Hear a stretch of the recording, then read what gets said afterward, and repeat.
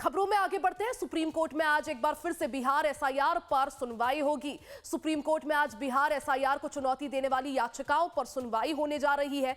बीते 30 सितंबर को चुनाव आयोग ने विशेष गहन पुनरीक्षण यानी एसआईआर के बाद अंतिम मतदाता सूची जारी की थी। इसके बाद कल ही बिहार विधानसभा चुनाव की तारीखों की घोषणा हुई है। चुनाव से ठीक पहले एसआईआर को लेकर उठे इस विवाद ने राजनीतिक माहौल को और ज्यादा गर्मा दिया है। सुप्रीम कोर्ट की आज की सुनवाई से यह तय होगा कि इस प्रक्रिया की वैधता पर कोई असर पड़ेगा या नहीं। तो बिहार एसआईआर को लेकर दायर याचिका के मसले पर सुप्रीम कोर्ट आज एक बार फिर से सुनवाई करेगा। इसे फाइनल सुनवाई भी माना जा सकता है। कमलेश हमारे संवाददाता अपडेट के साथ जुड़ गए हैं। देखिए कमलेश, बिहार विधानसभा चुनाव की तारीखों का ऐलान हो चुका है। चुनाव आयोग अपनी तैयारियों में जुटा है। वहीं दूसरी तरफ सुप्रीम कोर्ट में आज एक बार फिर से एसआईआर को चुनौती देने वाली याचिकाओं पर सुनवाई होगी। आज क्या कुछ कोर्ट में होने वाला है?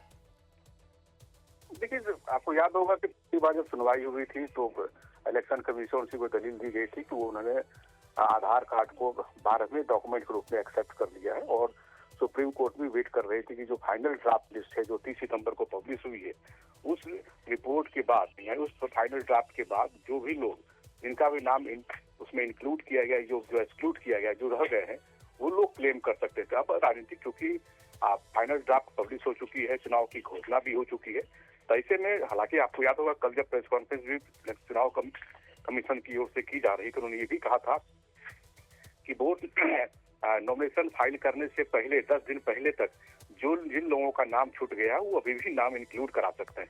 तो ऐसी स्थिति में मुझे नहीं लगता कि सुप्रीम कोर्ट में आज जो इलेक्शन कमीशन की ओर से फैक्ट रखे गए हैं और कल इलेक्शन कमीशन जिन जो बातें का उल्लेख किया उस हिसाब से सुप्रीम कोर्ट को ये गाइडलाइंस देने वाली, क्योंकि सुप्रीम कोर्ट ने जो भी गाइडलाइंस दी थी सबको इलेक्शन कमीशन ने फॉलो कर लिया। अब देखना होगा कि याचिकाकर्ताओं की ओर से क्या तथ्य सामने आते हैं।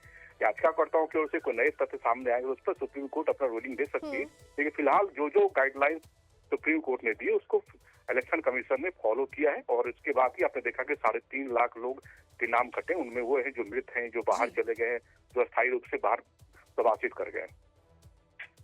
बिल्कुल, यानी एसआईआर को लेकर पहले ही सुप्रीम कोर्ट जो भी टिप्पणियां कर चुका है या गाइडलाइंस दे चुका है, इलेक्शन कमीशन उन्हें फॉलो कर चुका है। अब हालांकि याचिकाकर्ता की तरफ से क्या कुछ यहां पर रखा जाता है, कुछ नया कुछ पेश किया जाता है या नहीं, वो देखना जरूरी होगा। कमलेश, नजर बनाए रखें। बहुत बहुत शुक्रिया जानकारी के लिए।